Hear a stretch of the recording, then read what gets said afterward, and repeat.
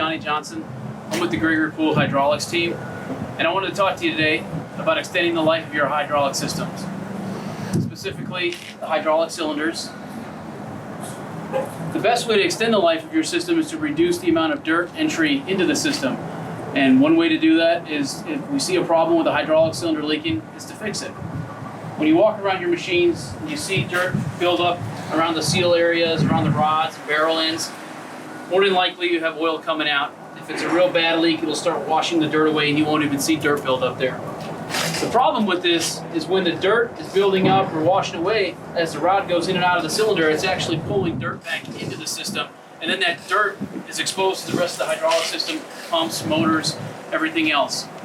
And once that happens, after an extended period of time, it's going to cost a lot of money to have those repairs made. It could even cause a catastrophic hydraulic system failure where we have to take pumps and motors and everything off and clean everything and rebuild it all. Here's an example of a stabilizer rod off of a stabilizer cylinder similar to this backhoe. And if you look at it closely, you'll see that there's lots of surface damage to this rod. And once that damage is done and it opens up the pores of the system, these holes and scratches, they allow dirt to be pulled into the hydraulic system. And even if it's not leaking, these scratches are going to cut the seals inside the head and eventually start leaking real soon. Here's an example of a hydraulic cylinder that had a catastrophic failure. As you see, the barrel had a ductile fracture and it broke apart. This can happen due to a nut coming off, a piston coming off on the inside, and then as the machine is still operated, the metal has no place to go but to break out and tear the machine cylinder apart. This is a result sometimes of not being assembled correctly and the piston being put on the correct torque. Here's an example of two lift cylinders that have been leaking for what appears to be quite a long time. As you see the dirt and oil and grease build up all around the heads of the barrels here and on the rod eyes.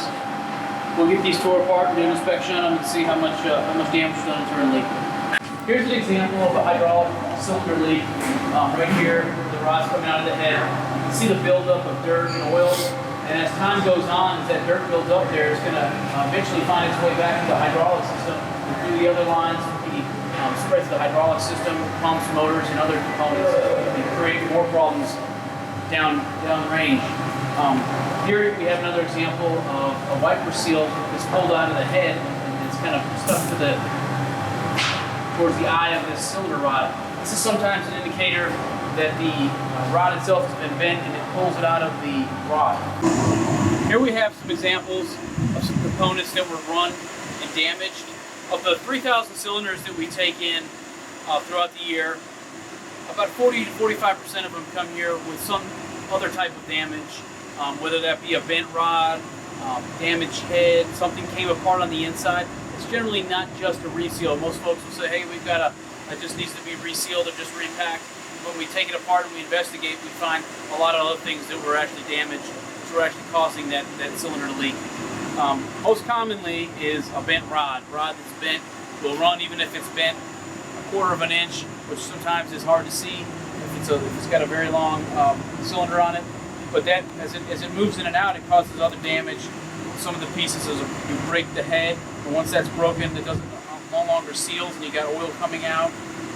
More importantly, as more oil is going out, as more dirt is coming in, causing more damage to the hydraulic system. Here's another example of a cylinder head that's become oblong, and obviously there was a lot of dirt and debris that got sent into the hydraulic system from this over the time. Typically what you'll see when something like that happens is the piston, it runs inside the barrel and gulls out and sends metal now that it's creating, so it's metal generating, and it's sending shards of metal and pieces throughout the hydraulic system into the valves, into the pumps and motors, and it's causing things to not work like they should, and it costs a lot of money and very expensive repairs to get that stuff right. More examples of rods, even one as big as this one here, of the piston that's scalding inside the barrel and sending metal through the hydraulic system. Here's an example of a piston that was fabricated, or repaired I should say, by a another hydraulic shop, and it was just not done correctly and ended up not working for no more than about 2 weeks, is what our customer told us. We ended up fabricating a brand new piston and putting this in on their rod, and they're back up and running now.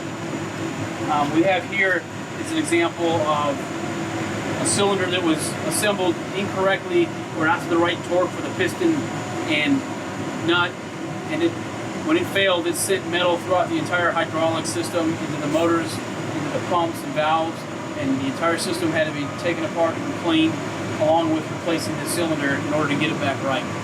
The best way to prevent a major hydraulic repair or expensive repair to your machine is to take action when you see something like a leaky cylinder or maybe a wiper seal pull off of the head that may indicate a bent cylinder. If you take action early on, it's going to prevent dirt entering the system or a catastrophic failure where you have metal running through the entire system. If you see something like this going on in your machine, give Gregory Poole a call.